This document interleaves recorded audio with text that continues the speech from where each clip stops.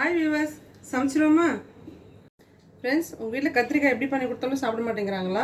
இந்த மாதிரி பண்ணி கொடுங்க, கண்டிப்பாக சாப்பிடுவாங்க. வாங்க எப்படி பண்ணுறதுன்னு பார்க்கலாம். ஃப்ரெண்ட்ஸ், கத்திரிக்காவை இந்த மாதிரி ஷேப்பில் நீட்டாக கட் பண்ணிக்கோங்க. ஸோ இந்த மாதிரி கட் பண்ணி எடுத்துக்கோங்க. பேன் வச்சுட்டு கொஞ்சம் எண்ணெய் ஊற்றிக்கோங்க. நம்ம கட் பண்ணி வச்சுருக்கிற இந்த கத்திரிக்காவை இந்த மாதிரி பேனில் வச்சு பொரிச்சு எடுத்துக்கலாம் ரெண்டு பக்கமும். ஸோ இந்த மாதிரி ரெண்டு பக்கமும் நல்லா கோல்டன் ப்ரௌன் கலர் வர வரைக்கும் பொரிச்சு எடுத்துக்கோங்க. ஸோ இந்த மாதிரி கலர் வந்த உடனே எல்லாத்தையும் எடுத்துடலாம். இதே பேனில் கொஞ்சம் கார்லிக் கூட பச்சை மிளகாவும் போட்டு நல்லா பொரிச்சு எடுத்துக்கோங்க. ஸோ பூண்டு பச்சை மிளகா இந்த அளவுக்கு பொரிச்சதும் எடுத்துடலாம். ஒரு மிக்ஸி ஜாரில் இப்போ நம்ம வறுத்து வச்சுருக்கிற இந்த கத்திரிக்காவை ஆட் பண்ணிக்கலாம்.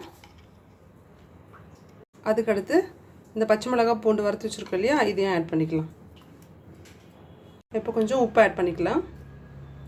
கொஞ்சம் கொரகொரப்பாக அரைச்சி எடுத்துக்கணும். பேஸ்ட்டமாக இருக்கக்கூடாது, கொரகொரப்பாக அரைச்சி எடுக்கணும். எண்ணெய் ஊற்றிக்கலாம். கடுகு உளுத்தம் பருப்பு ஆட் பண்ணிக்கோங்க. கடுகு பொரிஞ்சதும் கருவேப்பிலை காஞ்ச மிளகா ஆட் பண்ணிக்கலாம். இப்போது நான் அரைச்சி வச்சுருக்க இந்த மிக்ஸில் ஆட் பண்ணிடலாம். ரொம்ப நேரம் இருக்க வேண்டாம், ஜஸ்ட்டு ஒரு திருப்பி அடுப்பு ஆஃப் பண்ணிவிடுங்க. ஃப்ரெண்ட்ஸ், சூப்பரான கத்திரிக்காய் துவையல் ரெடி ஆகிடுச்சு. எப்படி இருக்குன்னு சாப்பிட்டு பார்க்கலாமா? ஃப்ரெண்ட்ஸ், கத்திரிக்காய் துவையல் எப்படி இருக்குன்னு சாப்பிட்டு பார்க்கலாம்.